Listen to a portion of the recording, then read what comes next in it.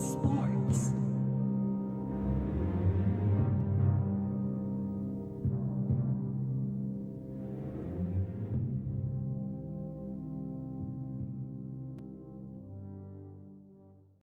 This is Patriots linebacker, Super Bowl 49 champ, Darius Fleming, and you're watching Von Allen Sports, real and honest NFL analysis. Subscribe now. Join the empire. Von Allen Sports, let's go!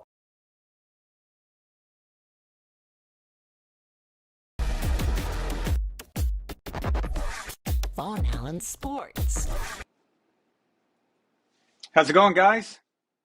All right. Yeah, I messed up the title there. That's what happens when you use last week's inputs for this week, and you forget to change the way the software does. Anyway, you can change the names of the teams that are playing, and I used last week's Pats versus Ravens. So yeah, it's supposed to say Pats versus Packers, of course. But how you guys doing? Okay, so yeah, here we are on Friday night. Who's the first one here? Elf of Courage. He posted early today. Okay, cool. He's going to a high school football game. Hey, high school football is fun. I miss going to those games. So yeah, have a lot of fun, man. Biden, blah blah blah blah blah. I answered him about the Deflategate video already. John Thomas Chavez, you like that music? I've still used the music in the original intro, and no one has pointed out where that music's from, and I've been waiting for someone to get it right or someone to point it out, but I'm not sure. Maybe it's too difficult to get. But what I'm going to do is I'm going to play it one more time and see if anybody can get this. All right, but it's from a movie.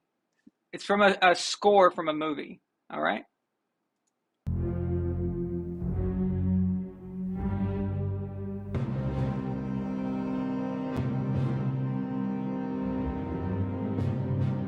Von Allen Sports.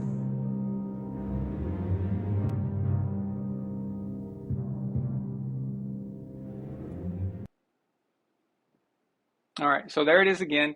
And if you guys don't get it, then maybe someone watching later on will get it. But I've been using that for a long time. Nope, not Batman, not Avengers. I'll help you guys out. It's an older movie. It's the movie is from the 80s. So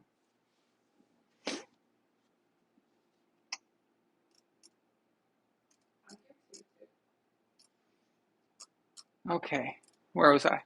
Angel, what's up, man? Tiffany. Let's see who else? Jalen, Jesse, Gord King is here, of course. Salman Beitar, hey, what's up? Michael Swearingen, hey, all right. Christian Ingu, Bloody Pleb, what, what a name. Yeah, I like that. So, Bloody Pleb. All right, Tyree, what's up, man? Awesome.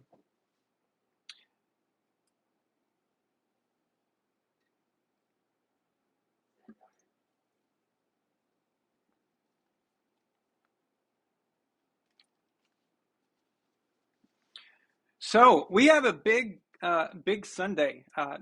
There's some really good games. It reminds me of last week, but what we thought last week should have been, but last week didn't provide us. But last Sunday was stupid and annoying and obnoxious and weird. But I think we've got that out. I think we've moved past that. Nope, satire junk, not it. But yes, if you're new here, please subscribe and click like. Make sure you click the bell icon or it won't notify you for things in the future. We got some, I have some cool things in the works. This, what's up, Phil? Nightwalker, Nightwalker, you're close. It's the same kind of epic movie type, but Ben-Hur was made in the early '60s or the late '50s. I don't know. My dad would know if he was here, but yeah, that you're in the right kind of movie feel. It is a movie like that.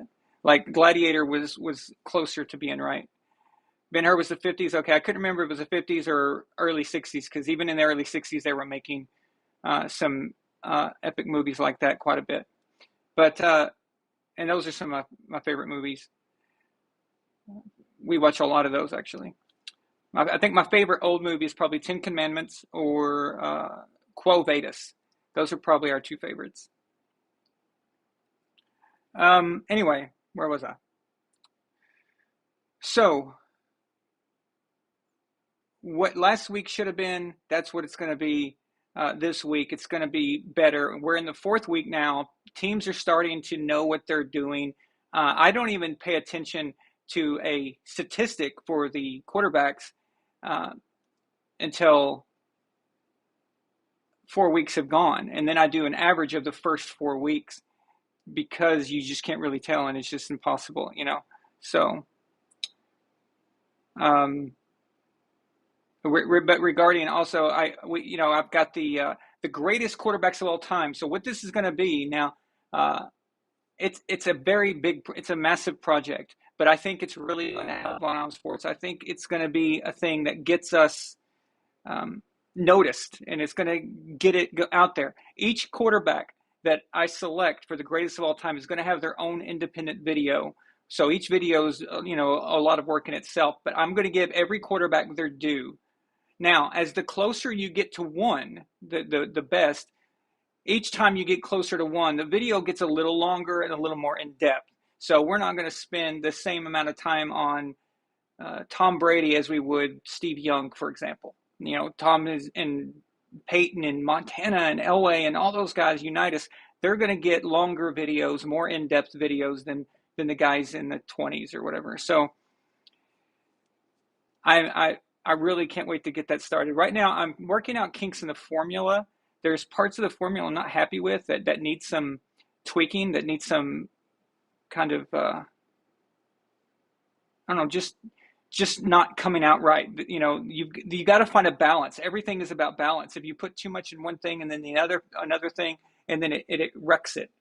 Now with the formula, when I create a formula, what I do is I use fake numbers and fake athletes. So I make up names like instead of Tom Brady, it's what did I put, Tim Brockovich or some crap. But I just make up like stupid names and put fake numbers because I don't want to be influenced. I don't want to move or skew things against players or certain quarterbacks. I want to be the fun of making something like this is getting surprised and getting to be part of it. So I get surprised just as you guys do. Like the results when they come down, the results to me are just as interesting and just as exciting. Because if I did that a different way, if I didn't do it like that, it wouldn't be fun for me. I would be manipulating the system, and that's exactly what they do with those other statistics and TV shows that they do. But yeah, we're not going to do that. But there's a statistical weight. The weight of each thing is off sometimes and too far off. That doesn't make sense. So it's a lot of work. But anyway, I've already got all the drawings in for each of the guys. If there's any missing, or I had her draw like 30, so some guys may not even make the list. But if there's some guys on the list that do, and then she's willing to draw some more. But for the most part, we've got most of them turned in. And she did me an extra one. She did Bill Belichick. So the only coach that we got done was Bill Belichick, but that's pretty cool too. So, but yeah, this project I think is going to get attention because each video is going to say greatest quarterbacks of all time, number whatever, right? And that video will be promoted and put through, and then we'll release another one and over and over again. I don't even know what the outcome is going to be. I'm really excited. So.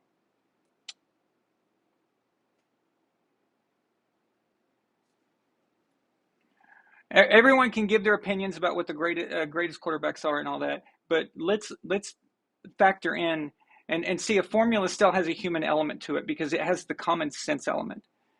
And the problem I have with the formulas for quarterback stats that don't have the common sense element to them, the problem with that is you are misled.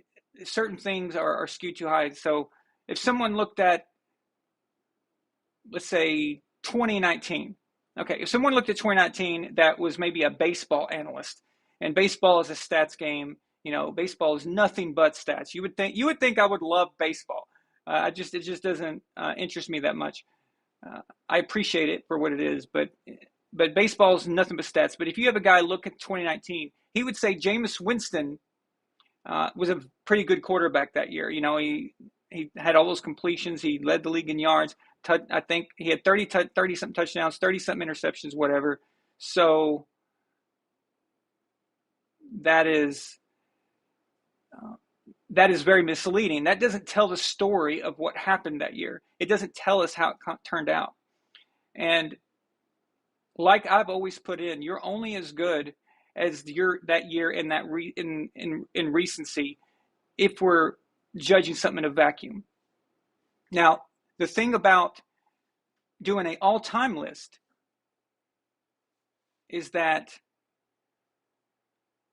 when you put someone up against, let's say you put a Drew Brees and Tom and Peyton, and you put their numbers against a guy who lived back in the old days, and you put him up against a Sammy Ball, for example. Sammy can't compete with that, or Roman Gabriel. They can't compete with that. They've had good numbers. So how do you judge that? How do you figure out what is good and what isn't? Because those numbers don't matter. Tom having 100,000 yards versus, Sammy Ball having, I think with 20,000 off the top of my head. That may be wrong, but the point I'm trying to make is but they're the same. And the reason they're the same is because I judge them by the years. So each season in existence, where were you against your peers? So you're only as good as you are against your era. And that's all that matters. Now, where Tom will benefit from having 100,000 total yards with playoffs and seasons is he's got so many seasons. So each year he is up for top 5 against his own. So that's where Tom will rack up points. Boom, boom, boom, boom. But just the mere fact that he's got a lot of yards doesn't mean anything. It doesn't mean at all what you think it means. I mean, Eli Manning has a lot of career yards, but it won't work because Eli comes up each year as never being in the top 5 unless it's interceptions. So if we didn't do it that way, then Eli Manning would suddenly look like a better quarterback than Johnny Unitas. Okay, so that's stupid, and that can't happen. And so that's where the common sense element does that. And I'm not saying that Eli sucks or anything like that. I'm just saying though that we know that Eli is not Johnny U as far as when it comes to regular season and throwing yards and things like that. Where Eli will get points, Eli will get a lot of points, and he'll do well is the Super Bowls. So he'll do well in the playoff games, the playoff games in whatever his stats were, if they were good, if they were bad, it just depends. But if he's winning, it doesn't matter if they were bad. The ultimate goal of a quarterback is to win the game, and I don't care what, we talked about that last week when Tom had a more efficient game than Aaron, in my opinion, but Tom still lost the game. Aaron got the victory, so it's Aaron's game, and that's just how it is. Eli will get those for those Super Bowls, and him be an MVP in both of them. So it's interesting. Eli's got one more Super Bowl MVP than his own brother, Peyton, who is going to be probably in the top 5, I think. Peyton will end up in the top 5 on this list. So, yeah. But anyway, that was the point I was trying to make there with that. Eli is on the list, though. Eli is being examined. I've got a list of guys. There's a lot of guys that I'm going to look at. Even if they don't have a bunch of Super Bowls, just to give them just to make sure that they're given their due, like guys like Tony Romo, for example.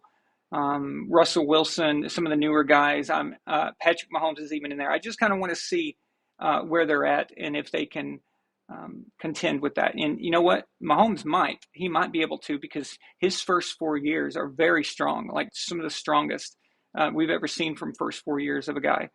So Patrick may just end up, but I've got to do the due diligence there and just make sure that I cover those bases. So.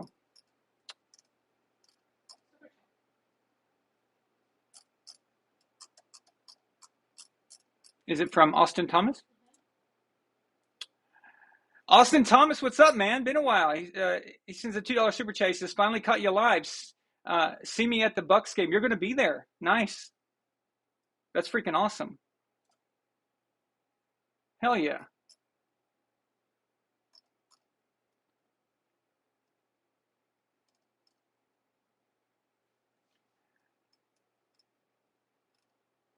Let me catch up here.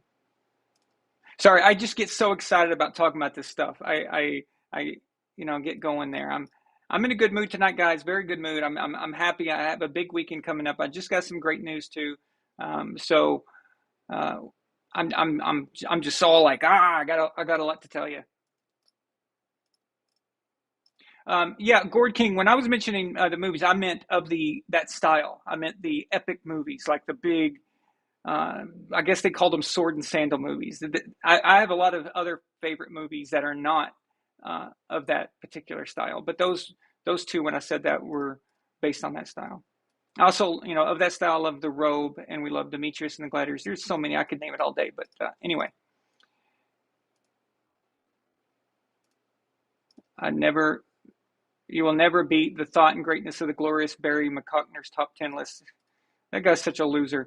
I mean, how pathetic is it to make a name for yourself? It's not even your real name, obviously, but to make a name just hating a player. Like if I spent my all my time just slamming Mahomes or Rodgers, that would be utterly pathetic, and that would mean that you've got no life and you're the biggest loser of all time.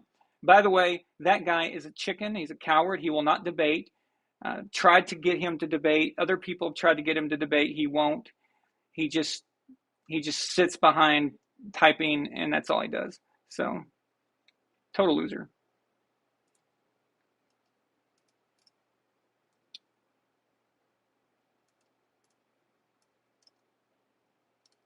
Gord King, you didn't hear the opening music? Okay.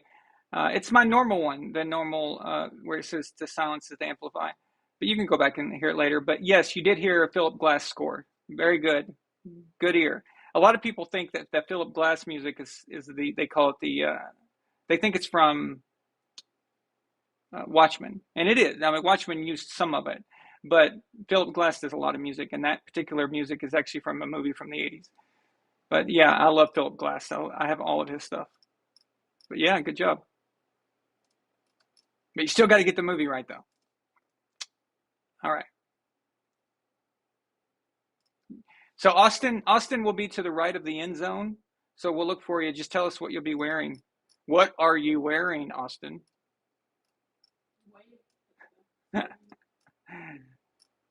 Thomas Allen, what's up, Dad? He's in the house. Awesome. Brian Magnum. I keep calling him Brian Magnum. Mangum. Brian Mangum. So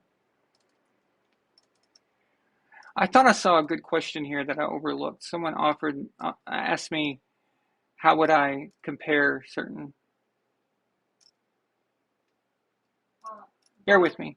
It's above Austin's super chat. How do you compare Brady, Breeze, and Manning to Luckman? Oh, okay. Sid Luckman, Semi Ball. Okay. Otto, of course, has all the championships. Autogram. Was that asked of me before I explained how I do that, or after? Before. I don't know. That's exactly right, Jalen. That's exactly right. That's the movie the Philip Glass music comes from. That's the soundtrack. Yeah, very good.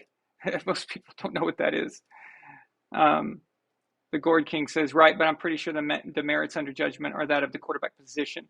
Right. So a quarterback was different, guys, back in the old days. You'll see, if you go back really far, you can go back to the 1920s, and there's only certain years that have statistics. Then it kicks in, like, in the 30s you start getting better statistics, and then in the 1950s, like 1955, is the start of you getting more and you get more and you get more. So when you go back too far and you go back to the origins of the NFL, there are no quarterback statistics. They're hard to define that. So what you have to do is give them those guys. There's only like two of them that you have to deal with. But what I do is I give them an average of what their stats were once stats started coming in. Once the stats started and they were averaging whatever they're averaging, if they're averaging like third place every year, I'm going to go ahead and give them the third place for the years that there were no statistics. And that's how it works. And it's the same with anything, any subject that wasn't covered. So, for example, sacks on a quarterback wasn't always kept, and things like that, for example. So.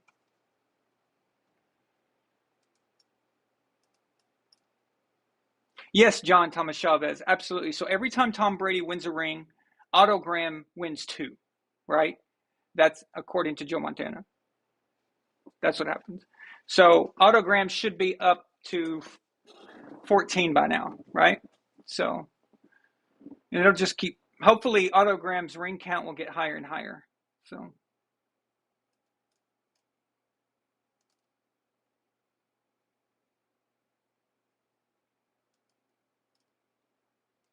Biden asked a good question. Does Sammy Baugh get credit for his performance as a kicker, punter, or on defense? Unfortunately, no. It would just be for his job as a quarterback and a halfback, tailback, whatever you want to call him back then. They didn't really use the phrase running back all that much. It was there are other names for it. A lot of times running backs would be fullbacks. I know that we don't see fullbacks that often anymore, but that was a very important position back in those days. Sometimes a team will have a quarterback, what we would call a quarterback, and he's not a quarterback. Like there's no quarterback listed on the team, and he's a halfback, but he still throws the ball. So it's very confusing when you go to the old days. But all that matters is what he does against his peers, and that's it. Now there are some considerations for era in certain things, and but that's a very complicated thing. It doesn't mean much, though. It doesn't hurt them that badly, but you do have to consider those things, especially as time went on. You had integration. So what did integration have? How did that affect football? Well, before, when you had segregation in sports, it was baseball, football, whatever it is, you don't have as big of a pool of players. So you're only pulling from certain Americans in the country. But once they started integrating the leagues, now you've got a talent pool of the entire country, and that's when the competition starts, to get even crazier there. So you have to take those things in consideration, but they're not by much. It's not that big of an issue there. But yeah, things like that do happen. With history, it's tricky. You got to consider these things over time, and that's with anything, I guess. So so I answered your question. Okay, cool. What's up, Brian? Yes, Gourd King, exactly. Okay. No, Patriot King, you can't stop watching football after Brady retires. There's so many good young quarterbacks coming up. I mean, imagine if someone had that attitude when Joe Montana or Dan Marino retired or whatever, and they didn't know that Peyton and Tom were going to be who they were. So don't do that. Please don't do that. Just keep an eye out on these young guys. There's some good ones, I think. Some ones that will. Nobody's going to be Tom Brady, okay? But there's some good guys there. So okay, I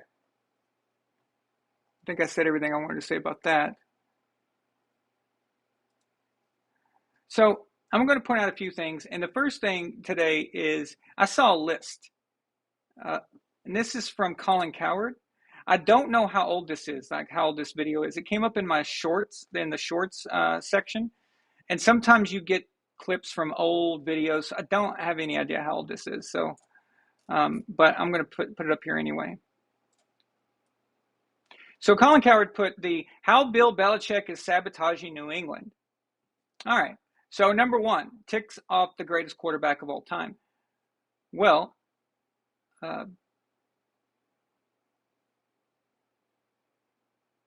yeah. Well, what he did with Tom was he let Tom go, but he didn't really do much to keep Tom, and that's the problem. I think that's the issue that people have. I really believe, though, that Bill thought that he could just move on without Tom and continue to do what he does. I believe that, and I'm not calling Bill out for this particularly. I'm just stating the facts. I've read a lot of books about Belichick, and people have interviewed his old coaching staff and people like that. This New England coaching staff over the last 20 years has been very arrogant. Okay, they seem to overvalue what they do in a sense.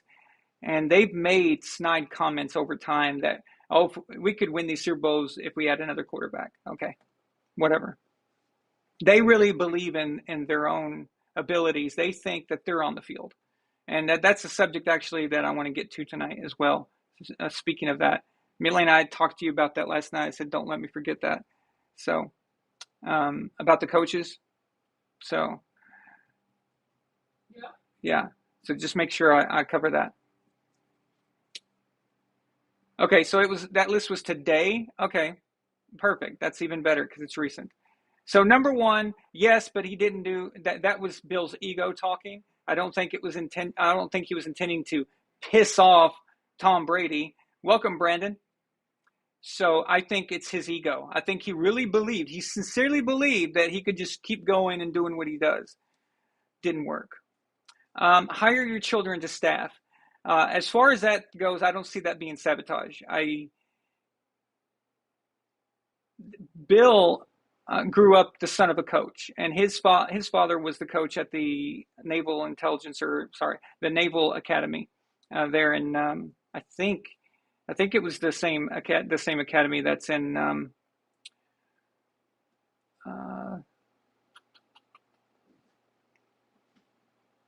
Annapolis. I think that's where Bill's father, Steve Belichick, coached. But anyway, so Bill grew up like that. His daughter is the coach of lacrosse at Rutgers, I believe. This is kind of a natural progression for them. A lot of kids go into coaching from their fathers. Kyle Shanahan, the head coach of the 49ers, of course, is the son of Mike Shanahan, who won 2 Super Bowls with John Elway, and he won several Super Bowls with 49ers as a coordinator. But I don't see that as sabotage. I see that as normal. We wouldn't have a problem with that if Tom was still on the team, right? We would be. So what I see, honestly, is I see Bill wanting Steve to eventually have his own team, and maybe it's the Patriots. Maybe he wants him to have the Patriots. Number 3, draft a limited quarterback. Okay, see, I don't agree with that. I thought the drafting of Mac Jones was okay. So what? That's pretty weird. I mean, let's look at what could have been drafted in that season. Which quarterbacks were up? I think they judged Mac based on his ability to understand the playbook and to get things done. That's what I think Mac was picked for. And in my opinion, if I had interviewed all those quarterbacks that season, I probably would have recommended Mac for the Patriots. Like each team has a certain style of player. It's like this, okay? If you go back to 2017 and the Bears, instead of drafting Mitch Trubisky, they drafted Patrick Mahomes, like everyone says, that should have happened. Patrick Mahomes is not the guy we know him to be right now.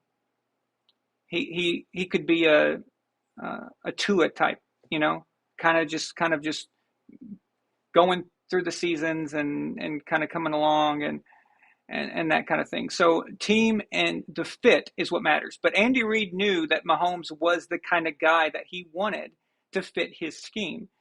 And so fit is everything. And just like Brady fit New England, Mac fit New England. So I don't agree with that as far as that goes. This is not sabotage.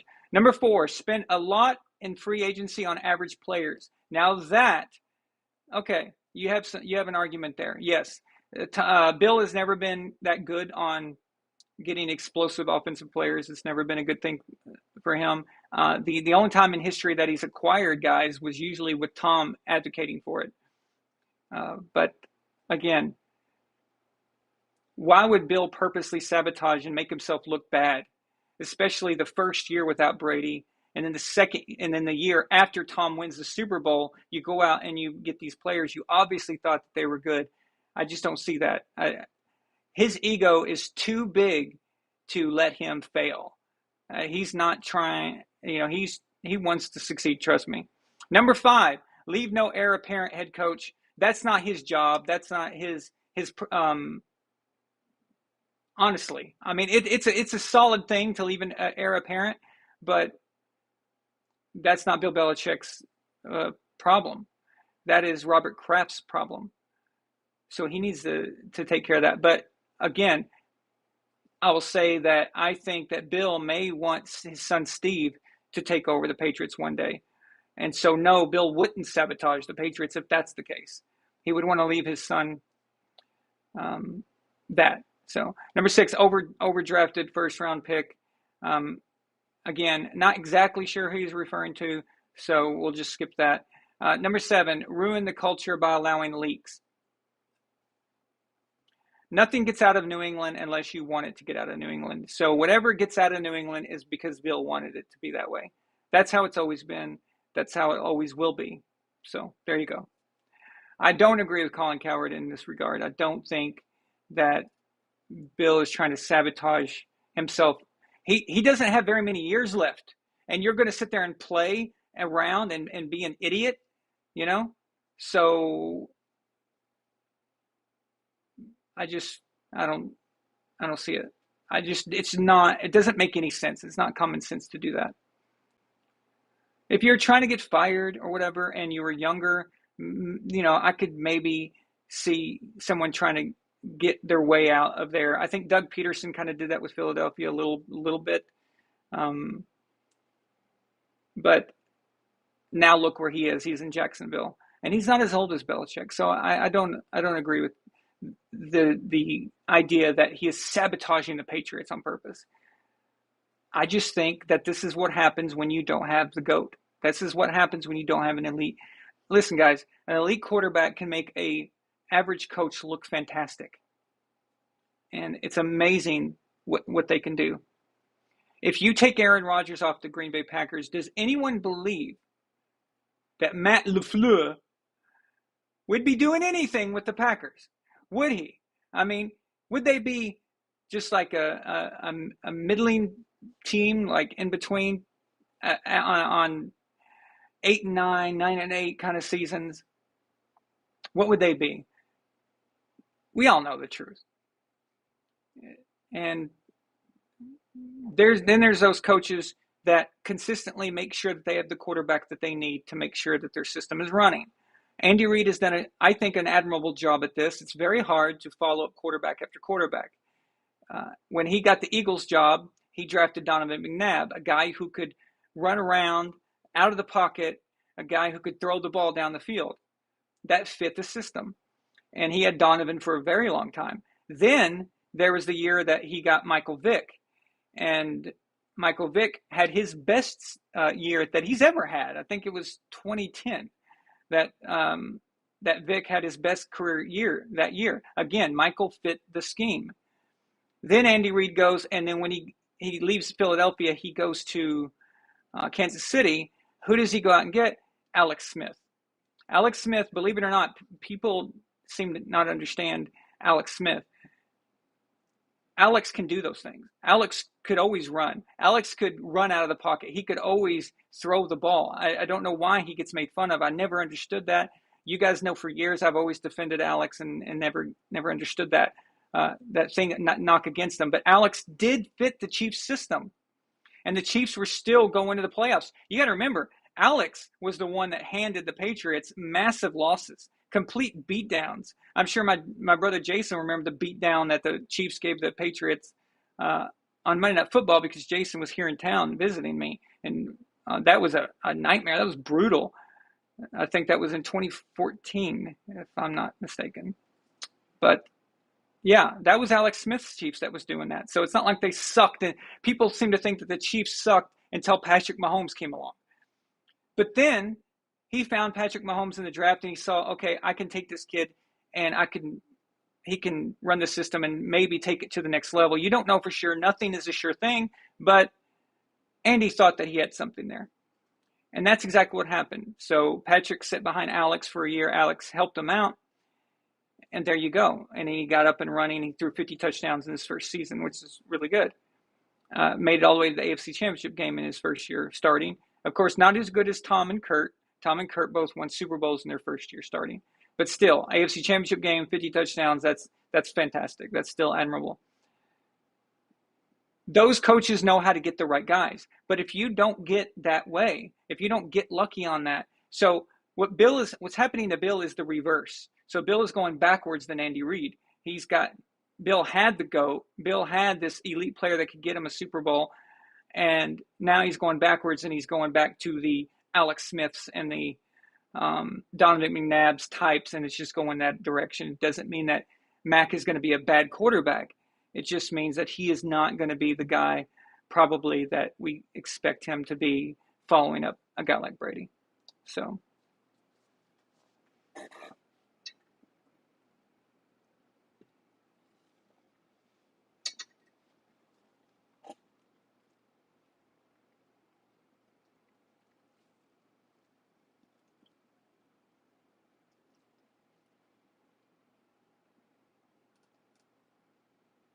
Yeah, I don't have a big problem with Colin Cowherd.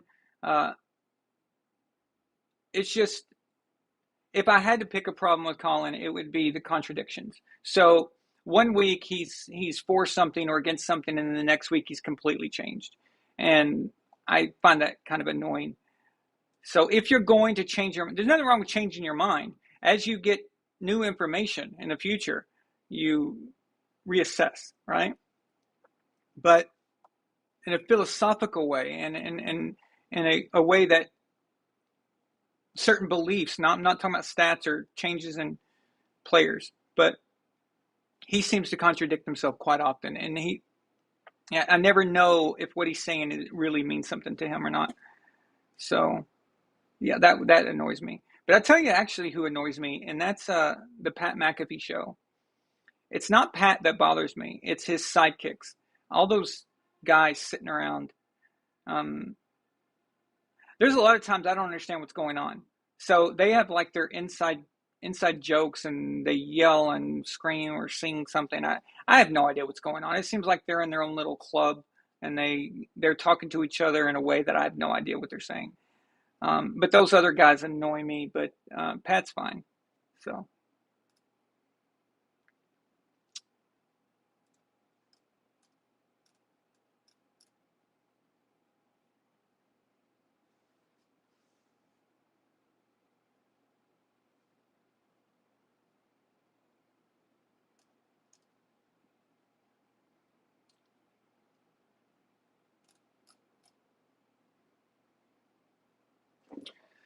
What does that mean?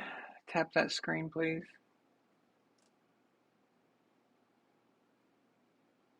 Yeah, they do overreact to new information. I know that's their job, but yeah.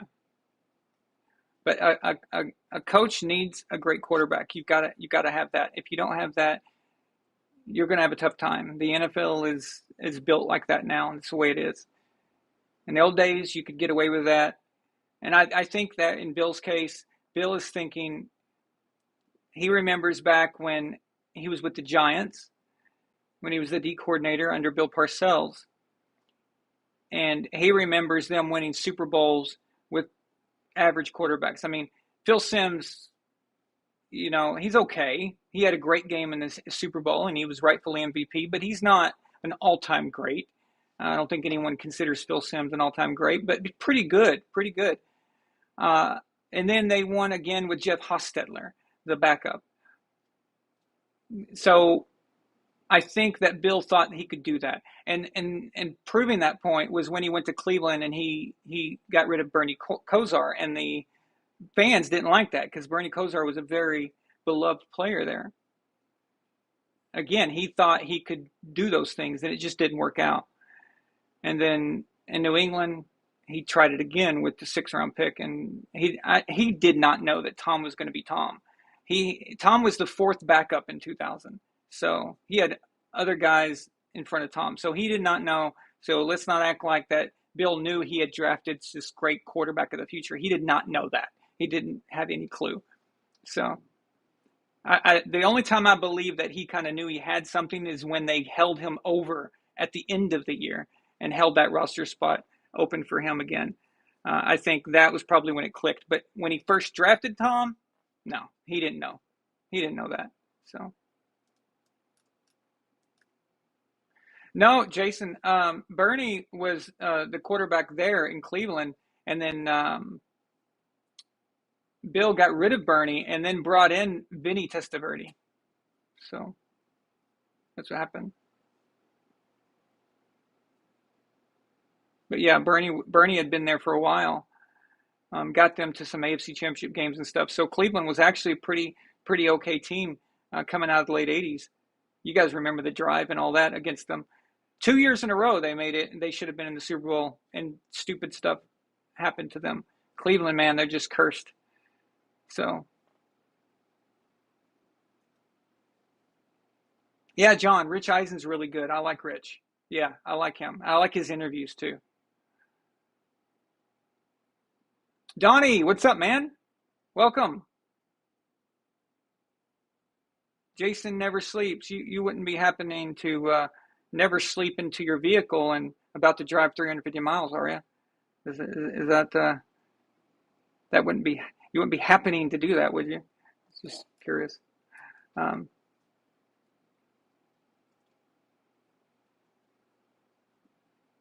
okay.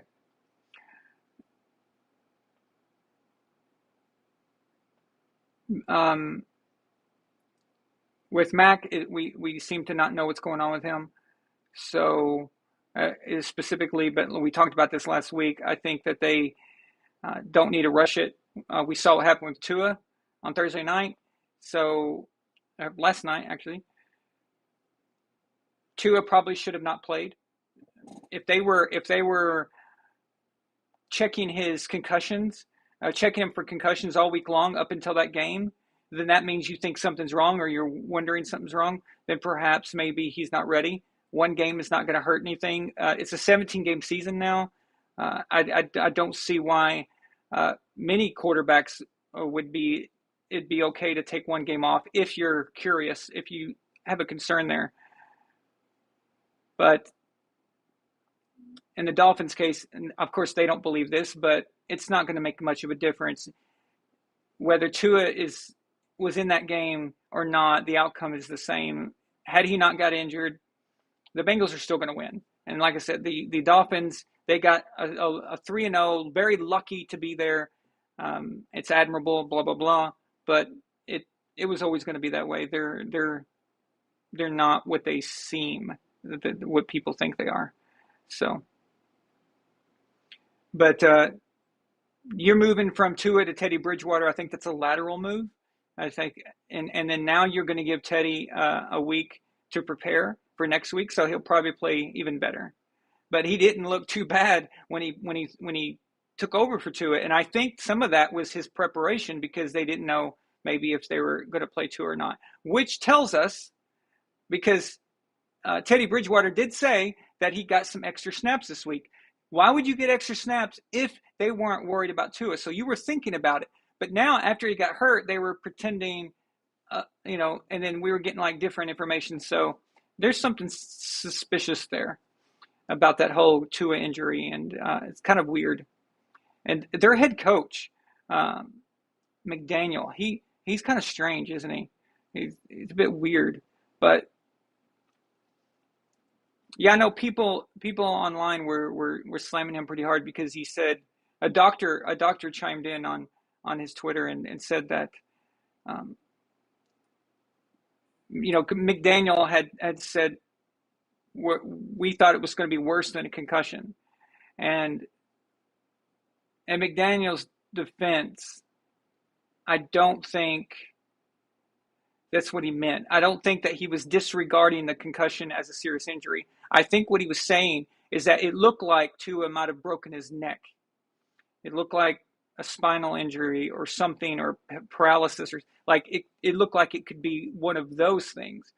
And honestly, that is worse than a concussion to in the long run. Concussions happen a lot, and they do suck and they're bad, but it's not near as bad as a spinal injury where you never walk again or something like that. That's, yeah, I'd take a concussion any day over um, being paralyzed. And I think that's what the guy meant. I don't think he was trying to. People are taking one thing and then running with it, and it's just too much. Uh, Rob Gronkowski once said he would rather take a concussion to the head than have his knees taken out. And the rehab on the knee and all that stuff and all the crap you go through. It's just it depends. Brett Favre's probably had how many concussions? God knows how many. So, although that's probably not a good example because he seems to be making bad decisions lately. But anyway, I'm going off on a tangent again. Melania, you're supposed to stop me when I do that.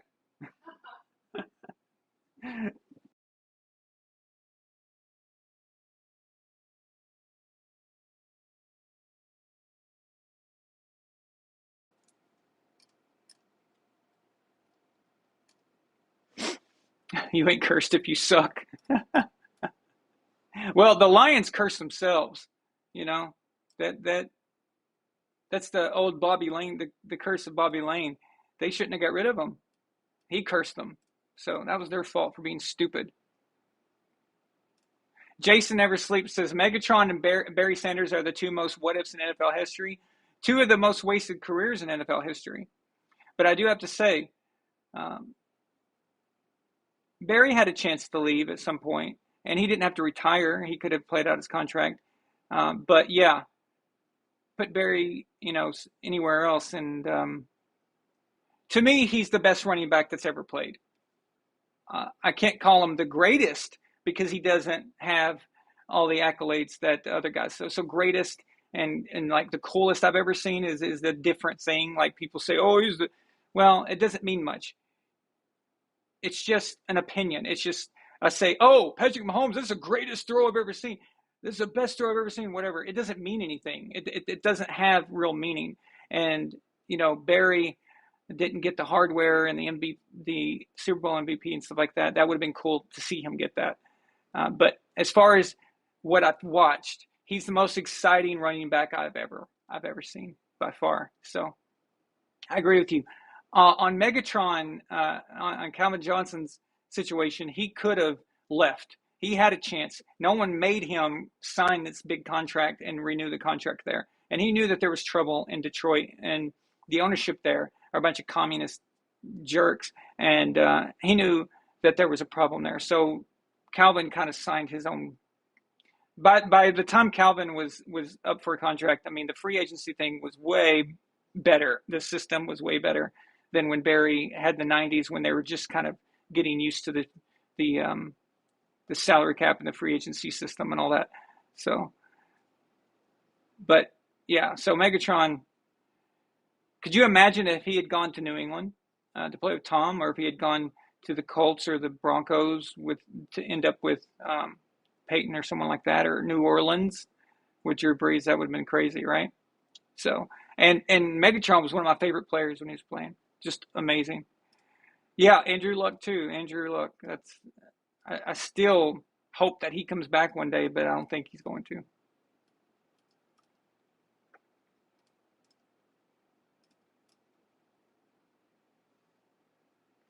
Thank you, anti-base metal. Appreciate it, buddy.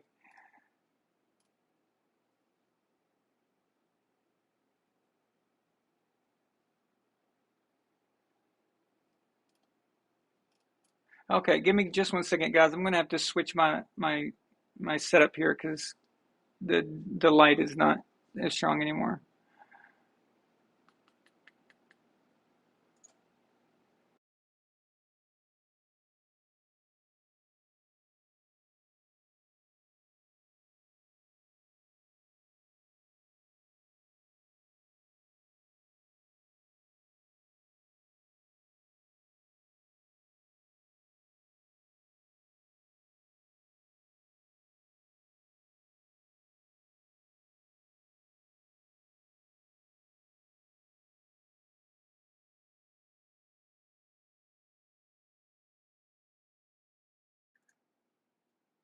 Okay, and we're back. So now we've got all the lights going here.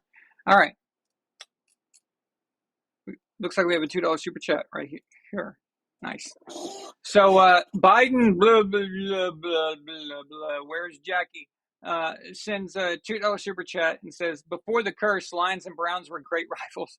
That's a thing. It was a different NFL back then, and um, yeah, and of course Cleveland had Jim Brown, who I think is the greatest running back of all time. So, like I said, when I say the greatest and the best, I think Jim Brown is the greatest running back of all time.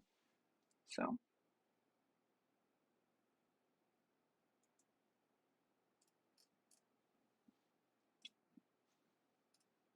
okay, let's see here real quick. But yeah, I know people are talking about the Tua thing and what happened to Tua and stuff and how the Dolphins handled it. But so far, we don't have a lot, uh, all the information about it. And we have a lot of these doctors on YouTube. They're trying to get clicks and they're trying to get views and they're weighing in and they may be right. Some of them I even agree with their opinion, but it's just not enough. I know people are reacting to that.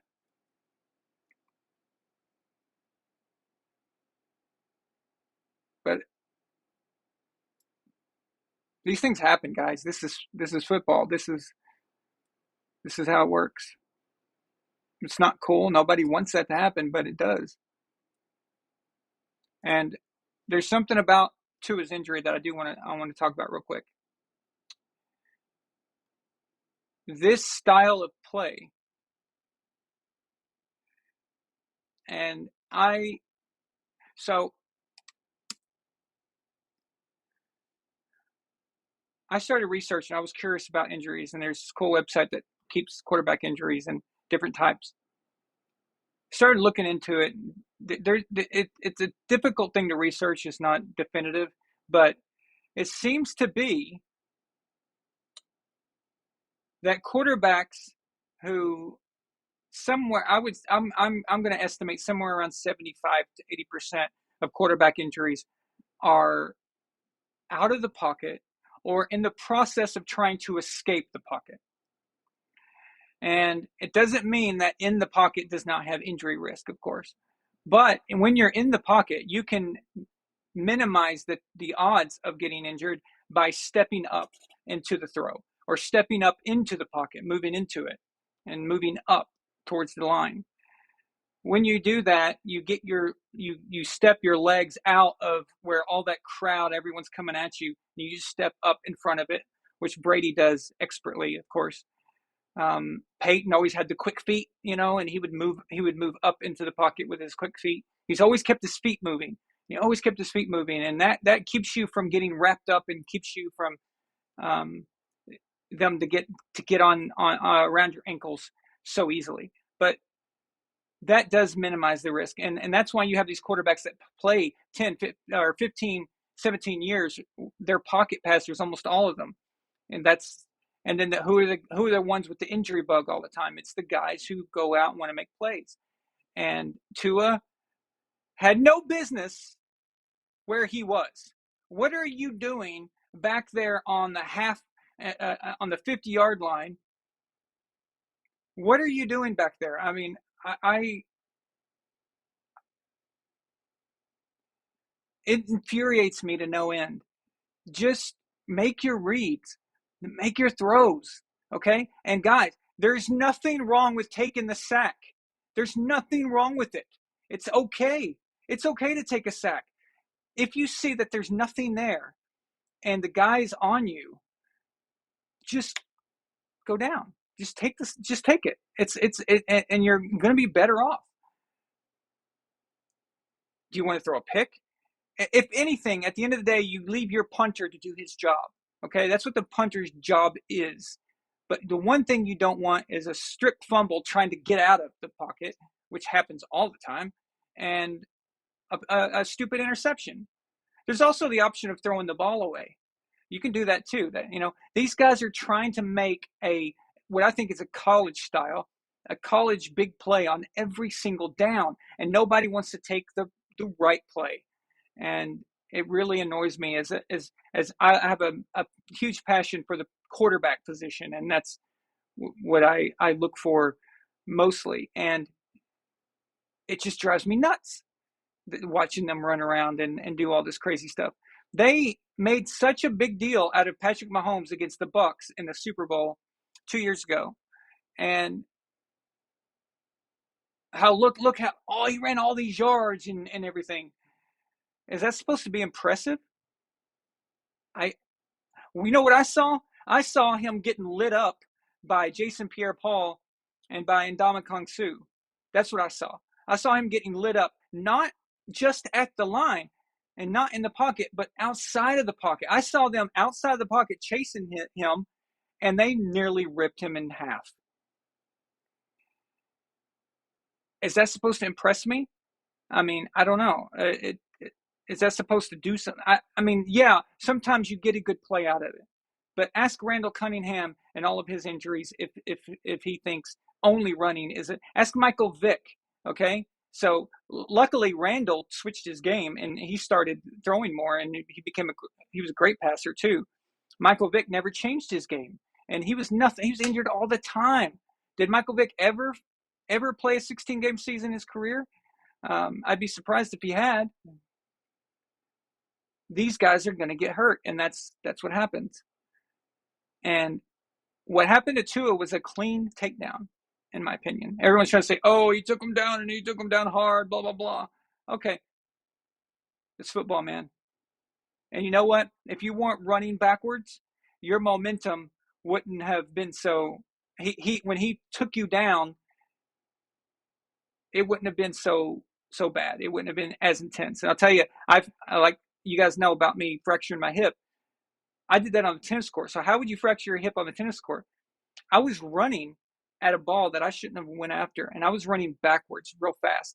And so when I tripped, my run, that momentum just whack. I just hit the ground hard, and I hit it just in that right spot, the perfect spot to do that. And at least if you're standing in the pocket and some guy takes you and wraps you up, there's at least that momentum is not as intense. So that's my problem with that, with these quarterbacks and what they're doing.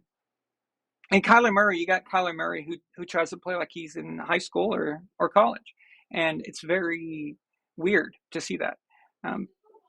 He's football baby. I know, football baby. I know he's your football baby, but still, thank James. Yes, RG3. RG3 is a perfect example.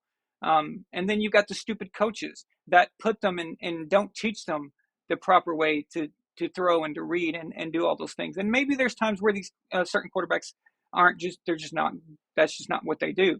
They're used to that in college. But you shouldn't have drafted them if they're not four-year system. And in the NFL, you've got to learn how to read to read the your guys, and you got to know where to go with the ball. You can't just. These guys have a habit. Their instinct is to run. They're like, oh my God, my second target is not there. My second read is covered. I've got to run out. I've got to get away. It's like an instinct thing. That cannot be your instinct. It's just, you've got to stand in the pocket and make those throws and make them happen. And that would cut these injuries down. I really believe that. So Um, it sucks, like I said, the guy, him hitting, the way he hit the field, that was, uh, honestly, what it looked like to me at first, I thought he had just knocked the breath out of him. But then I saw his head go on the different angle. That guy, did he even get a penalty for that? Did he get an unnecessary roughness for it? But yeah. I mean, it was obvious. Yeah, he did pull him down, and then with heavy momentum on the end. But my point is that even if he had tried that on a guy who was in the pocket, it wouldn't have been as bad, and he wouldn't have had that whip around effect as much. So that's basically what I'm saying. But yeah, he didn't have to tackle Tua like that. He didn't have to do that. You could have pulled back, but I will say that used to be a normal football play. That's what's crazy. So Dave Willhauer sends a $10 super chat. It says, "Happy birthday! 3 days late. It's okay. It's okay. My birthday party is actually tomorrow, so you're not late technically." For this at least. He says, "Aaron, hope you had a great one. Thank you so much, Dave. I really appreciate that, man. Awesome. Thank you."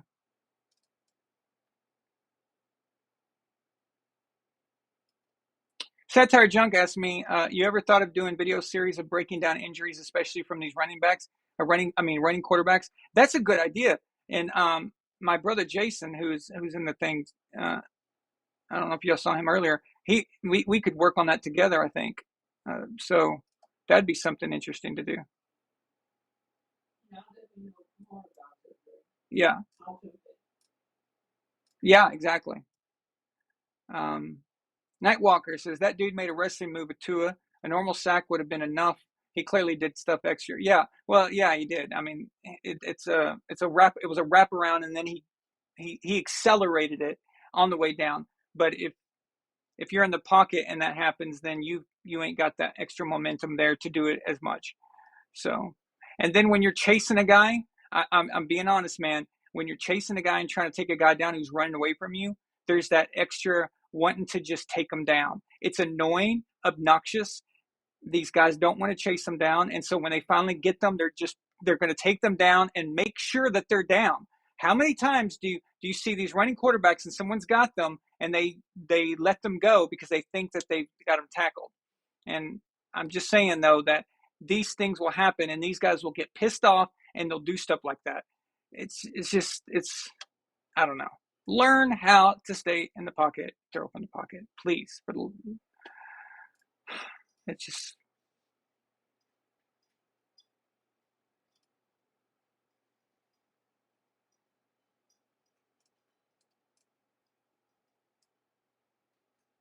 yeah. But you're right. Yeah, he did do the little extra there. He didn't have to do that, but I kind of know why he did, though. But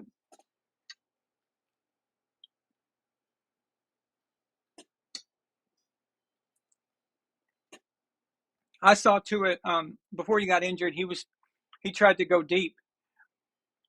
He couldn't get it there. You've got to work on that. Brady can make that throw flat-footed, although Tom almost never gets stuck flat-footed because his his follow through and his form is just perfect. If you want to teach people, you want to teach young kids how to be a quarterback, you just show them a video of Tom Brady. Uh, the fundamentals that he has are insane. It's like a machine because they never change. They're the same every single time. It's crazy. But Tom could have made that throw at 45. So Tua needs to work on that. And I feel that's something that he's not covering, and it's not being pushed on him by the coach. And it's not that Tua doesn't have the arm strength. Of course, he could develop that. It's not just arm strength. Um, if it was just arm strength, then a lot of guys wouldn't be able to throw what they throw. Tom Brady's throwing is not arm strength. It is a collection of things. It is the whole entire body, the entire system, making your body do what you need to do to get it at the right point in the release point. I liken this to tennis. You get some skinny guy out there on the pro circuit, not very strong at all in real life, but he's serving 140, 150 miles per hour. Why can he do that? It's the timing of hitting the ball. It's the timing of it, how you swing. It's your form. It's going over the ball and putting your body over it. All those things happen at the same time. And when you do that, you've got that. Tom does that. That's how he's able to throw so far as he does. And he's not even that, strong and muscular. You don't think of him in that sense, but that's how he does it. Then you got guys like Patrick Mahomes who are naturally strong in their upper body, and he can. Now Mahomes could make that throw just with his wrist and just with his arm. Okay. The only problem with that, and that's great right now, but the only problem is in the long run, Patrick is going to have problems, and I'm willing to bet that Patrick will probably have to get Tommy John surgery at some point. He's probably going to need some work done, but because he's relying on that, he needs to start not always throwing flat-footed. And Patrick throws flat-footed more than any quarterback I've seen. That will catch up to you after a while. So, but yeah, Patrick could have made that throw, but he's got exceptional arm strength. But Tua, he could have made that throw if he had developed his form better. And there's still time. He's really young, so he could still do that.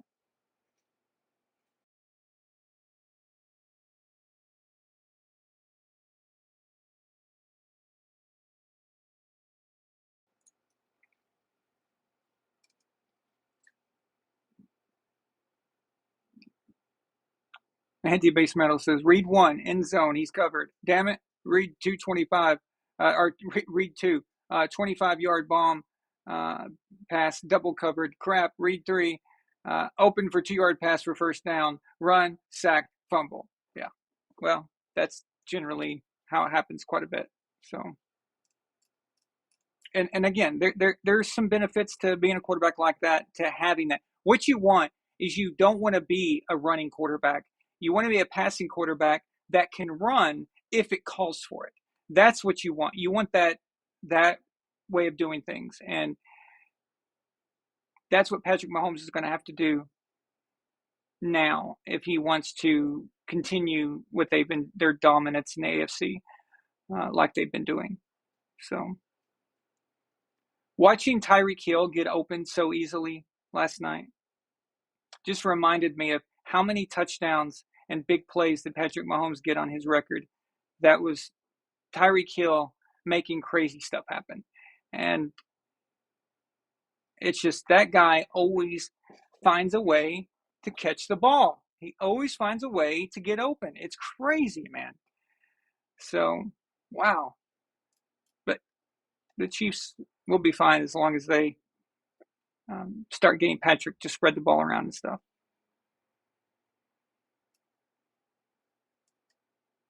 It's torque. That's right. It's torque. The Gord King is correct. It is torque. That's, let's be honest, it's torque. So, Michael Swearinger says the problems with relying on strength over form can be seen in Tiger Woods' career in golf. So, he has more problems than anyone I've ever seen in golf, especially at his age. But this will all catch up with Patrick eventually. It's coming. If he doesn't change what he's doing. So, Donnie sent the $20 super chat. Thank you, Donnie, so much. He says, donation to your birthday celebration. Thank you. Awesome. Thank you so much, man. I really appreciate it. Thank you, Donnie. James Johnson says a $2 super chat and says, Tom Brady has torque, damn it. Oh, yeah, he does. It's a different kind of torque. But he definitely has torque. Definitely has torque. Torque.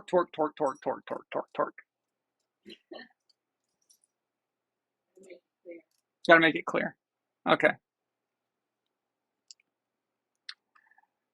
Before we start talking about the matchups, there's one more thing I want to talk to you guys about.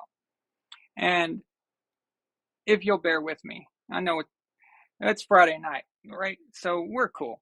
We're cool. No one has to work tomorrow, probably.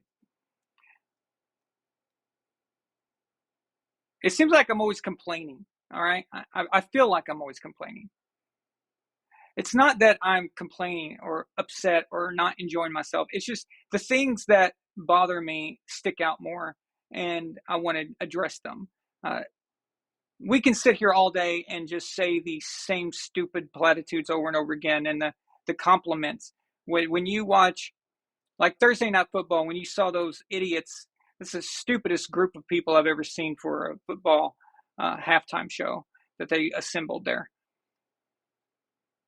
They're all just saying the same stuff, and they say the same cookie cutter lines, and there's nothing to learn. There's nothing to gain from it.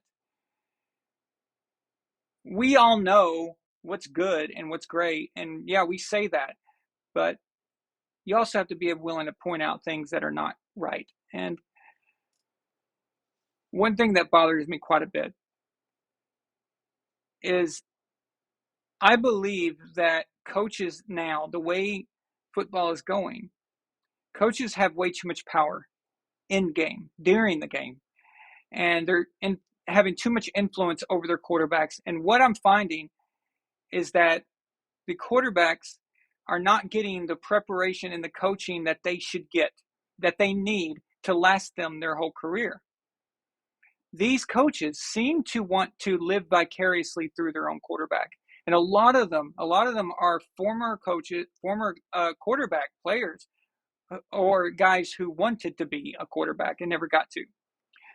Now, this whole thing of taking offensive coordinators and making them head coaches who continue to still be offensive coordinators, so actually they're just a glorified head coach, and then they're in the ear of their coach the whole time. I think this is contributing to a lot of the delay of games, a lot of the mistakes, a lot of the mental errors and stuff. It's this communication problem. They're constantly talking in their ear. One particular example that bothers me, and one that I'm still not going to let go, is Sean McVay. So Sean McVay came in, and Jared Goff was in his second year. Sean McVay was supposed to come in and help Jared Goff develop better and become a great quarterback. That is what he's supposed to do. Now, a young quarterback getting a brand new coach like that, because his coach was Jeff Fisher, that he was never going to get anything out of that. But Sean McVay is supposed to come in and help Jared. And Jared's a young guy. He's only in his second year. He's going to do whatever he is told to him. He's not going to fight back. He's not going to generally say anything back. It's not like he came in with the pedigree of Peyton Manning or something like that, with the clout and the ability to say, hey, we're not going to do it that way. So Jared trusted Sean McVay. And what Sean McVay did is that he did not teach Jared how to actually be a quarterback on the field without needing Sean. And Sean was constantly in his ear up until it gets cut off in his ear at 15 seconds, I believe, is the time. So he's constantly babbling to him, and then Jared gets used to relying on Sean, even for hand signals and things when he's looking. That was to the detriment of Jared. After that stopped, that wasn't working, and they realized that wasn't going to work long term. Sean McVay needed a bailout. So what did he do? He went and traded Jared. So screwed up Jared and then sent him away to Detroit. Traded him for Matthew Stafford, a guy who was a true quarterback, a guy who didn't need to rely on Sean, and a guy who knew what he was doing at the line already.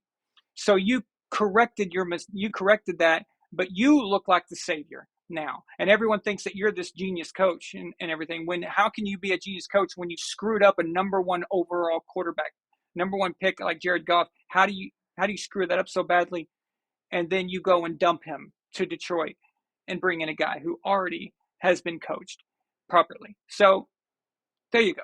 That's my problem with this, and that's what I see happening again. That's what I saw happening in the Dolphins game with Tua. I saw him relying on that McDaniel guy, and that guy constantly in the ear. I see this happening so much. You see it with Zachary Taylor, or Zach, is that his name? Zach, yeah.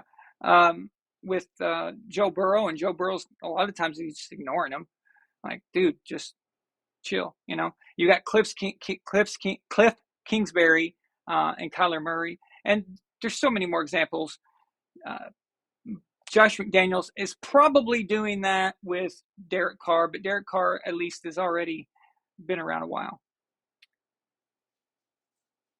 You got to develop these guys. You got to teach them how, and that I think that these coaches have too much power in the game when a quarterback is on the field. You've got to trust your quarterback. You've got to let him play. Nobody has a better view of the game than your quarterback does. No one. No one understands what's happening around them better than the quarterback does. Those days where Peyton Manning was on the offense on the field, you need that. You need a guy to be that way. But these coaches don't want to give up power. They love it. Like I said, they're trying to live vicariously through the player, and they're not going to give it up because their ego won't let them. Kyle Shanahan, another example of that crap. Tom didn't get with the 49ers because of that, because Tom wanted more control. I want you to think about this. Imagine if Tom Brady had complete and utter control over the offense on the field at all times, like Peyton did.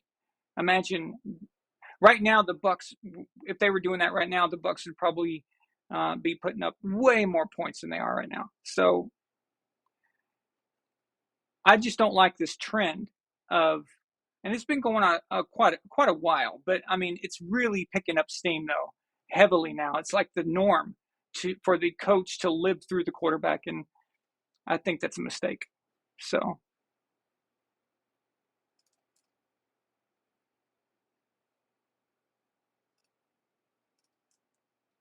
yeah, but no, what I'm saying is they did screw Goff over. The coach did, because they were in win now mode and they needed to upgrade, right? Why would they need to upgrade? They upgraded because they screwed him over. They did not properly coach him. They did not properly get Jared prepared for taking over. So they brought in a guy who already knew how to do that. That was their mistake. That's on the Rams. That's on McVay. He's the one that did that. I honestly believe that Jared, if he had a different coach, if he was in a different situation, I think Jared would be a good quarterback. And I think he gets crapped on. It's like the Alex Smith thing. It's these certain quarterbacks get crapped on and get dismissed so easily. That Super Bowl against the Patriots, Jared was not prepared for that game. McVay did nothing to prepare him properly for that game, and it was ridiculous. So the coach has got to get some blame for that. When you got a young guy like that, and you've got to coach him right, you've got to make sure that he understands the fundamentals. And now, okay, so at this point, Jared's been around long enough, so it's on him to make sure that he's getting this coaching correctly. So now, with Jared and his performance in Detroit, is on him. So everything that happens moving forward is about Jared needs to step up and say, this is what I believe is best for me. But back then, he couldn't have done that. You can't say that. It just doesn't work. So, yeah, and exactly, Brandon. I like what I see from Jared right now. And again, I would take Jared, okay? How about that? I would take him on the Patriots right now. Right now, I would take Jared Goff. Mr. A, where you been? Let's go, man. Let's go. Hey, guys. Welcome back, Mr. A. I haven't seen him on here in a while. Man, so we got this old school. Now we just need the red coat, and we got everybody. So,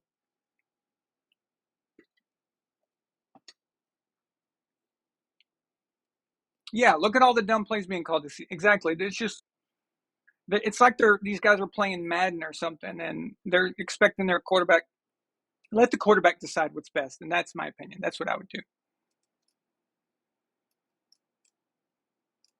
You ever notice, guys, about Peyton Manning? He was doing all that different stuff and all that crap and just wasting time, eating time off the clock, but still he got the ball off in time. It's because he knew what was happening. All that was just nonsense that he was saying. And now these guys can't seem to get the play. It's running down. I saw Tom arguing with Byron Leftwich about this, and then they started having those delay of games. Cut the communication out, okay, at that point. Just let it be, you know?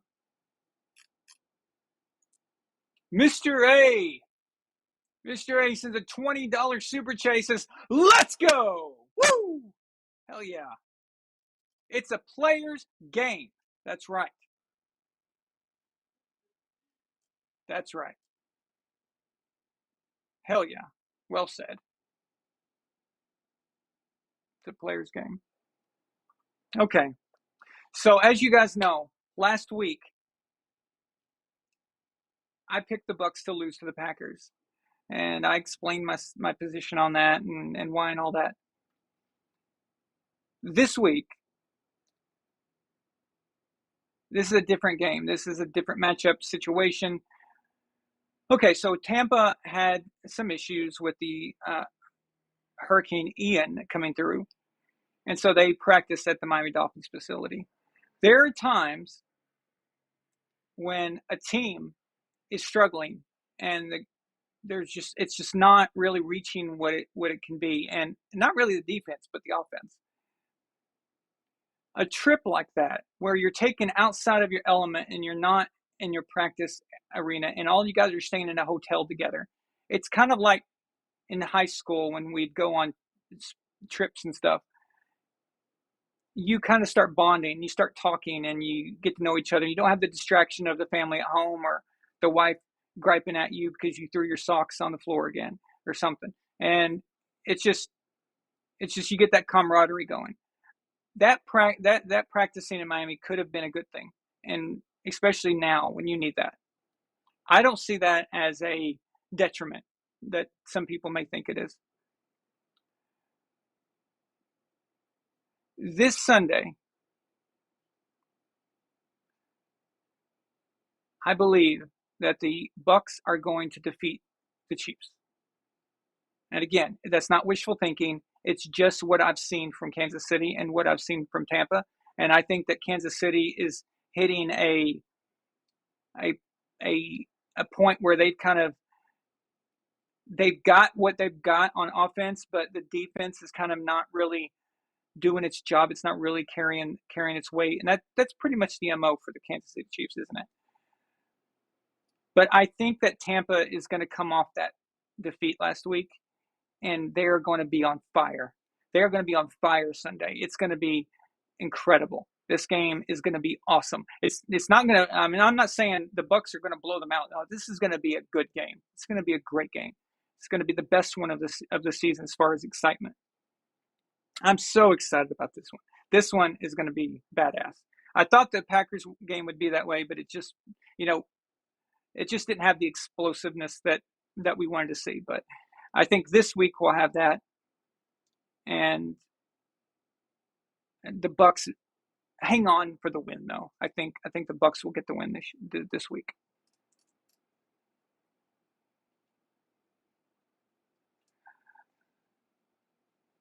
With matchups like this, and if you watch, like, let's say Shannon and Skip, for example. Okay, so if you watch Shannon and Skip, and you see it's the same old thing, and what they say is what people also say. You hear that opinion from other people, fans and stuff. And this jackass, all right, commented on one of my YouTube videos and said, the quarterbacks don't play each other. He like come in and say that like he just spiked the microphone in my face. Oh man, mic drop. You can't say that. All I said was I miss Peyton and Tom Brady playing against each other. That was a fun time. That's stupid. You can't say that. They don't play each other. Well, thank you. Wow, that is just profound. I mean, I am completely blown away by that. That is the level of logic that I just can't. I mean, he got me, didn't he? He got me. So here's the deal. Yes, they do. Okay. Thank you, Minuteman. He dropped the mic on his own foot. Exactly. Ah. All right. Exactly. I can picture that. So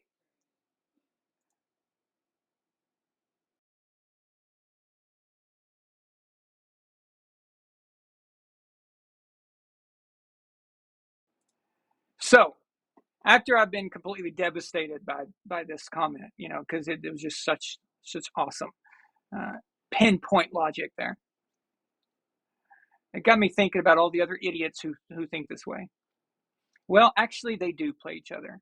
Okay, they play each other not in the literal sense where Tom is going against the defense and Peyton is going against the Patriots defense, and in that sense, they do play each other though. And how they do that is because you have to keep pace with the other quarterback.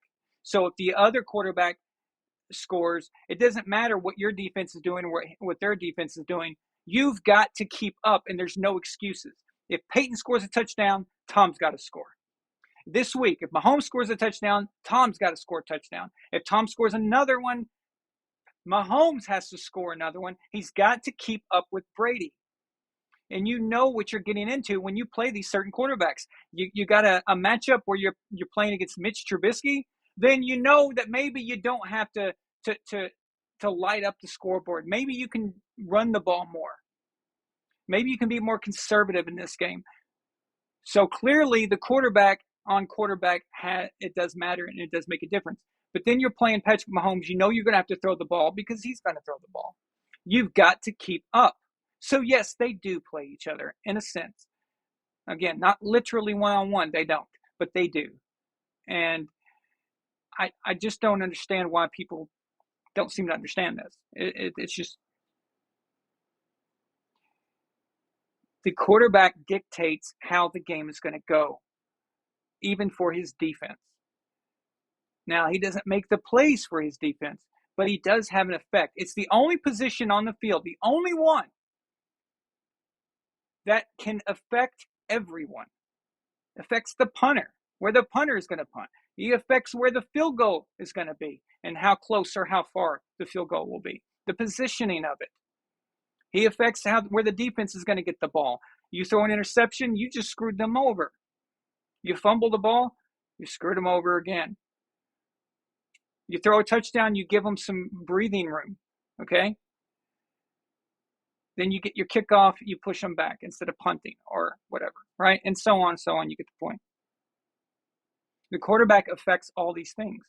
And so he does have an effect on the opposite quarterback as well. And that's if that wasn't true, then odds makers wouldn't go from here to there to there to there, depending on what quarterback is playing that week. So it's a massive thing. It's a massive difference. Yes, they do play each other. And I just want to get that point across that they do. They absolutely do. And in quarterbacks, they always say, oh, they tone down like, oh, I just treat it like any other week. No, you don't. No, you don't. You're lying. You go up against Aaron Rodgers, you go up against Mahomes, you go up against Brady. That's a different week if you're a quarterback. You want to keep up with that guy. You want to win. You want to beat that guy. It's a different thing. It's a completely different game there. So, yeah, like a game of chess. Exactly.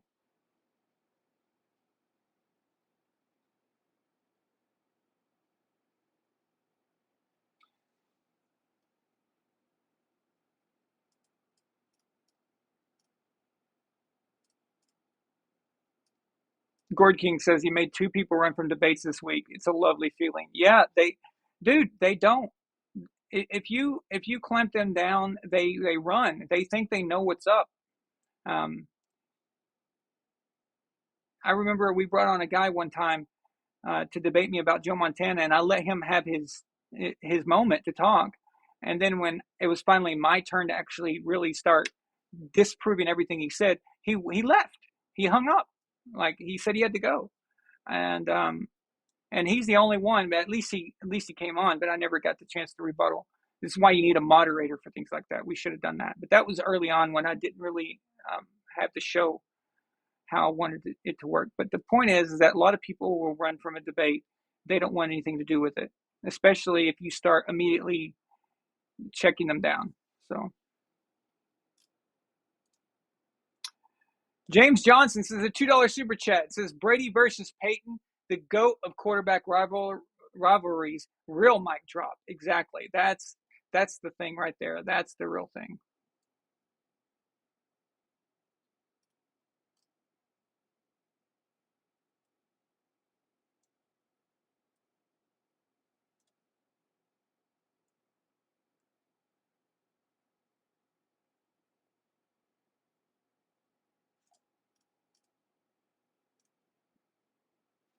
Yeah, yeah. They'll end a debate with "you're stupid" or "you don't know what you're talking about," or just some dumb stuff like that. And I enjoy talking football with people and debating and stuff. It's just when they start calling you names and things like that, and then start saying things that really aren't relevant to the conversation. You've lost them. You know that you're not really going to get through anymore, and there's no point in continuing. So.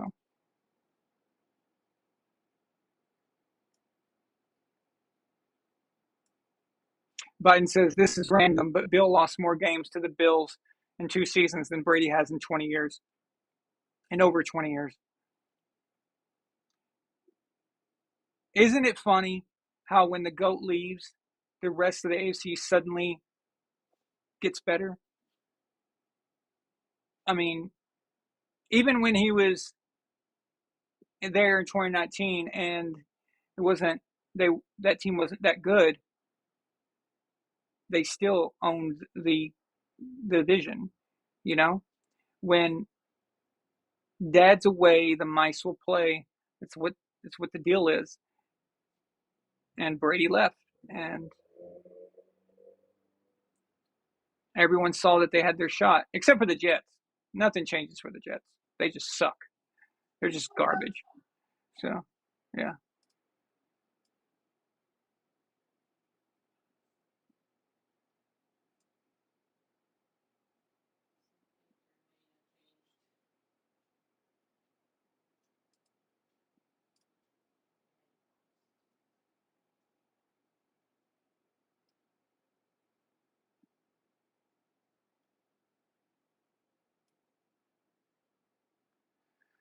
It says, to be fair, though, one of the two from this week started with calling me stupid, so he had no chance. It felt like punching down. Yeah, I know. I've been there. I know how that is. But sometimes you got to send them back to the kiddie table. Yeah. Oh, I get you. I've been in that position. Yeah. I know how that is.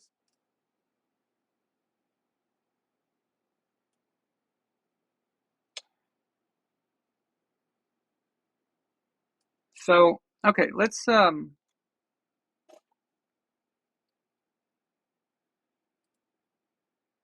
at these other.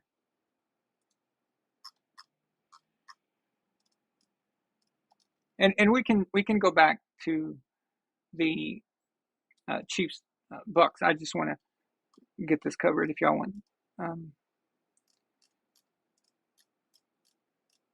so I'm just going to skip right to Patriots Packers. Okay, so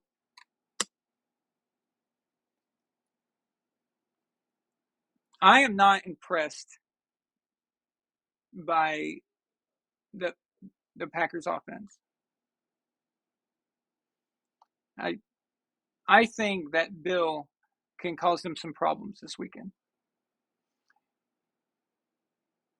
more so than people realize. I would be surprised if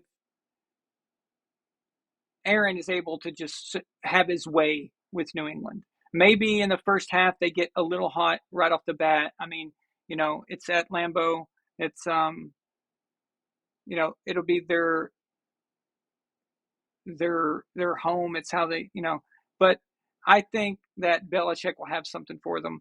I don't. I would be shocked, like I said, if they're just putting up 25, 30 points on New England. If Clipboard Torque is playing Brian Hoyer, um, he can play good football if he has a week to prepare. If he's had all the snaps and all that. There were times in his past where he could play. He could make some plays and things. I don't know how much different Brian Hoyer is from Mac Jones. So I'm really, and that's not an insult on Mac Jones. Brian's been around a long time, and it's up here for Brian. It's in the mind, and I don't know. I don't think the Patriots win this game. And again, I'm picking the Patriots to lose, and 2 weeks in a row. I know. I picked them to lose in week 1. They lost to the Dolphins. So I know I've done this. This is the third time now. But I've just got to be honest. Just like I was honest about the Packers and Bucks last week, just like I was honest about the Patriots and Ravens. I don't see a win here. But it would be freaking awesome if they could get out of Lambeau with a victory, especially because of that game in 2014. That thing still drives me nuts. That 2014 game in Lambeau, I wanted Brady to get that victory. I wanted Tom to get a Lambeau victory over Aaron Rodgers, and that game came right down to the wire. That was a great game, by the way. But that was the last game they lost that year. Last time they lost. But I just don't. I don't know. I don't see it happening. It doesn't seem like that's going to be possible. But I think it's pretty going to be pretty decent. I just don't see a crazy blowout or anything like that.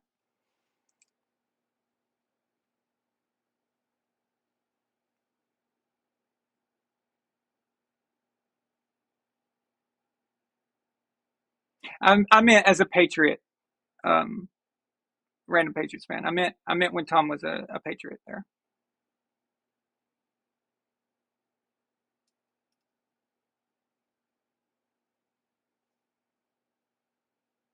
Yeah, him as a Buck and him as a Patriot, I kind of separate. I see them as different things. Um, I remember that game, and it was hyped, I believe, by Michael Jordan. I think that was the game that was hyped by Michael Jordan. I could be mistaken. It could have been later, but actually maybe it was later. But there was a lot of hype behind it, and I wanted that one. I wanted that one so badly. So I root for Tom, and I root for him, and by proxy, of course, you root for the Bucks. But um, it's just nothing's the same as Tom being a Patriot. That is just the next level there.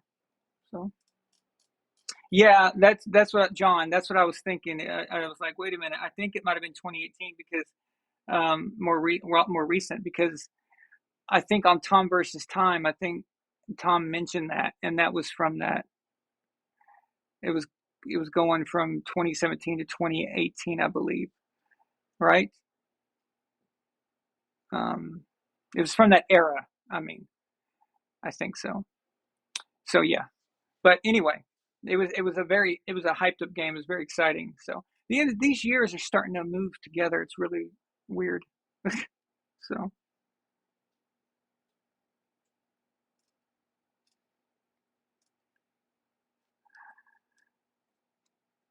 no, they won that one. Um,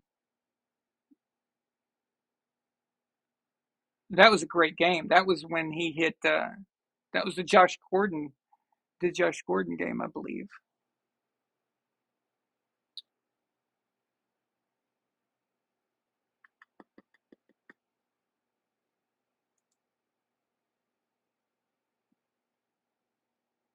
All right. Okay, so you got Vikings Saints. That's going to be in London.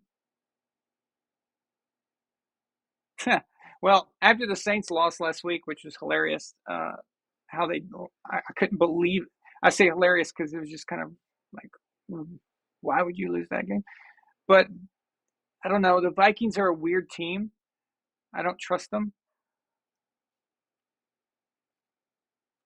I also don't like games that are out of sync with normal times and normal. It's like I would never bet on a Thursday night game or a game that's out of the country like that at a neutral site.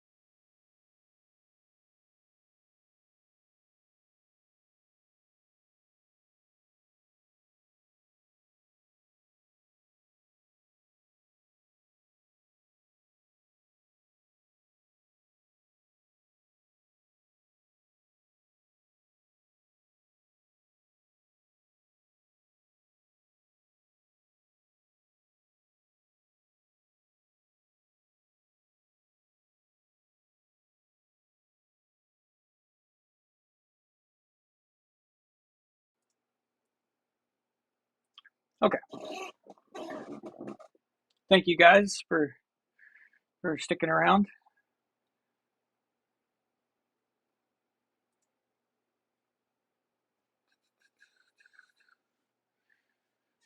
That's weird.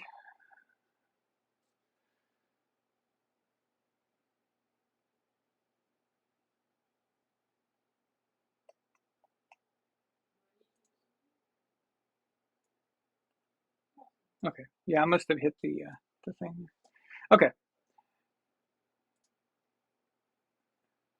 All right. So back to Minnesota at New Orleans. Well, it's not at New Orleans. Whatever.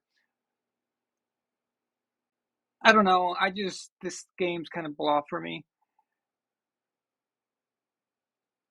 I'm still going to go Minnesota. So I think Minnesota gets a victory there, but I'm not very confident in it at all. Either way. So Browns at Falcons. If Addy was here, I'd tell him I got good news for him. I think the Browns win this. So we've got Cleveland as a 1 point favorite, but still, I think Cleveland's got that. Even if it isn't Atlanta, I think that Atlanta and Seattle are tanking. I don't doesn't mean that they're not going to try in games a lot, but they don't really care if they win. I just don't. I don't think so. Dallas Cowboys versus the DC Lizard People. Okay. I like Dallas for that. I think I like this new quarterback, Cooper Rush. I think I'm not saying he's great or amazing or anything yet, but I do like what I see, and I don't think that they've fallen back too much. Missing Dak, I think it's kind of working here. So I like that. I like Dallas for that game. I think that's an easy pick, actually. I know it's a divisional game still, but I like that one for Dallas. Detroit versus Seahawks. The Lions are going to get a win again. So Jared, we were talking about Jared Goff earlier. I like that for Detroit. The Colts versus the Titans. The Colts, I think, are getting their stuff together. Okay, so we know we have the Chiefs and the Bucks coming off losses last week. So we got the Chiefs loss, of course, was to the Colts, and I think Matt Ryan is starting to get acclimated, and the team itself is starting to come together. So I still like the Colts for that, and the Titans didn't look too bad last week, did they?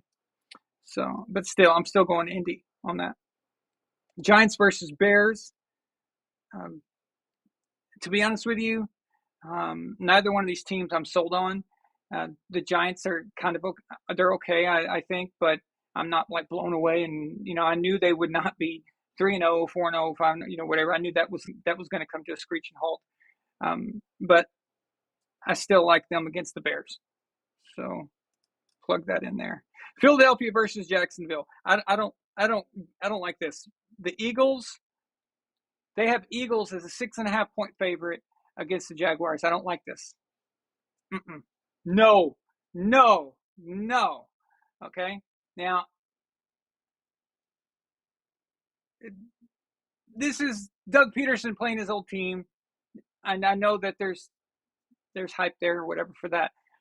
I just think the Eagles are pretenders. I think Eagles are similar to the Dolphins in the sense that actually I think they're better than the Dolphins. I think they're slightly better than Dolphins, but I still don't. I'm not sold on them being this great good team this year. And I, the NFC East belongs to the Cowboys as long as they don't put a gun to their head like they normally do towards the end of the season. Yeah, that's a weird spread on that one. I like Jacksonville to win this outright.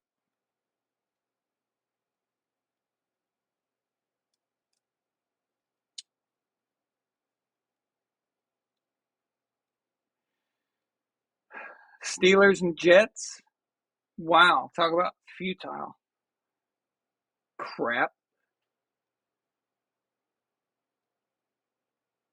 the, the Jets are going to win that. The Jets are going to win that. That's funny. Oh, here we go. We got a game. Okay, finally. These games are kind of weak. Buffalo at Baltimore. Now you got a game. That's a game. That is a game. They got Buffalo as a 3-point favorite. This one's going to be fun. Okay. I doubt we'll get a butt punt or anything stupid like that. That's what Miami provided us. But maybe the Bills can figure out a way to not completely self-destruct at the end of a tight game. The Ravens, I don't trust them. This is going to be fun. This is going to be a fun game. Great game to watch from both of the quarterbacks. I'm very, very, very pumped about this one. This is going to be great. But I do think Buffalo wins. So I've got Buffalo for that. So I think a 3-point favorite, I think that's fair. I think that'll work. It's not a lock, but I think it'll work. Okay, whoa. So let's see, Chargers at Houston. Actually no. That's actually okay. 6-point favorite for Chargers over Houston. I think that's fine. That's appropriate. Yeah, Chargers. Yeah, that'll work. Carolina versus the Cardinals. Football baby. Still don't like Carolina. Don't care that they got to win. Not impressed by them at all. Not impressed by the Cardinals either, but the Cardinals do win this one. And then we got Green Bay again, of course. Green Bay versus New England. They got Green Bay as a 9.5-point favorite. It started out as 10. Now they've moved it down just a bit. That's weird. I don't agree with that. I think that spread is too big. I think Green Bay will win, but I think they'll win by 3 or 4 at the most. Unless something stupid happens at the very end, like a pick six because the Patriots were trying to win the game, and then that gets padded to the scoreboard. But for the most part, that game is going to be, I think, it's going to be better than people expect. When you give a team a 9.5 points, you're saying that this game is going to be non-competitive. So I don't agree with that. The Raiders versus the Broncos. Are the Raiders ever going to get a victory? So here's the thing. They have to win. They have to win sometime, right? They have to. Milena, they have to win for Z. Okay? Z, you're going to get your game. You're going to get your victory finally. It's going to happen this Sunday against Denver, against Russell Wilson and his terrible coach. So, okay. Monday Night Football, we got the 49ers and Rams. That's a pretty good game. I think that's all right. Jimmy's got to play better. But the 49ers in general just need to be what they can be. They can be a great team, man. And I could only imagine what they would have been if they had Tom this whole time, back years ago, and that they had Gronk and Leonard Fournette and Antonio Brown and all that. Could you imagine if they had done that in San Francisco? That would have been like mind blown. Okay, that'd have been nuts. I like San Francisco here. I like the 49ers for the win. 49ers for the win. Do you hear that? Raphael, if you're out there, I've got the 49ers for you. Okay, so good. That all of them? We get them all? Yeah.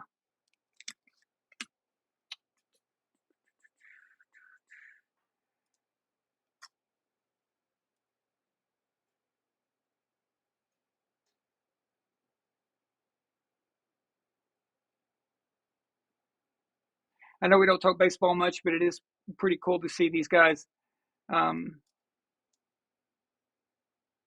doing things, the right way, the proper way, and it's breaking these old school records and stuff.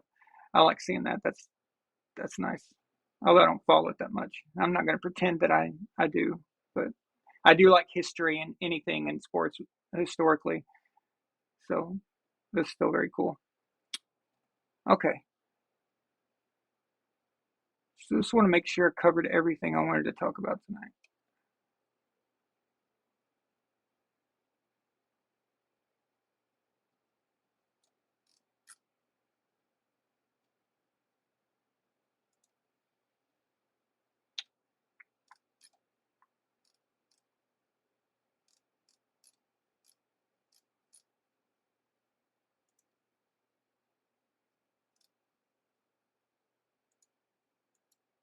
Yeah.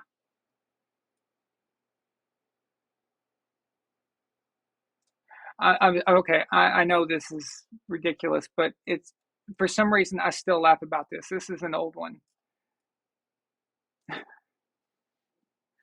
that I know it's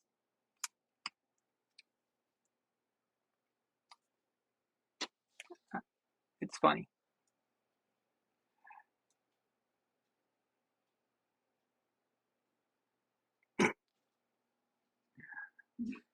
Um,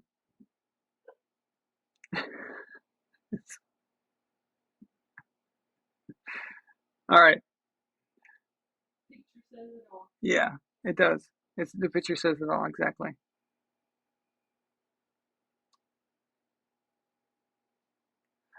Um, don't forget we're oh, I have a post game show after Chiefs Bucks this Sunday night, and I have a special guest with me. Big Chiefs fan, good friend of mine. His name's Brad, and he'll be on, and we'll go over it. Hopefully, we'll be talking about a Brady victory. That would be extra special. So, all right, guys, thank you for being on. I really appreciate you being with me here and listening to me rant. Even look at this, my voice is gone. That means the show was good, and I'm just really excited about this weekend. So, thank you guys so much. You guys are awesome, and I appreciate all of you. Have a good night, guys.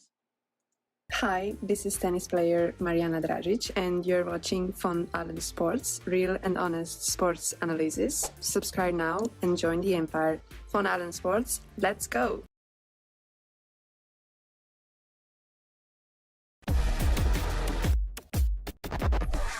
Von Allen Sports.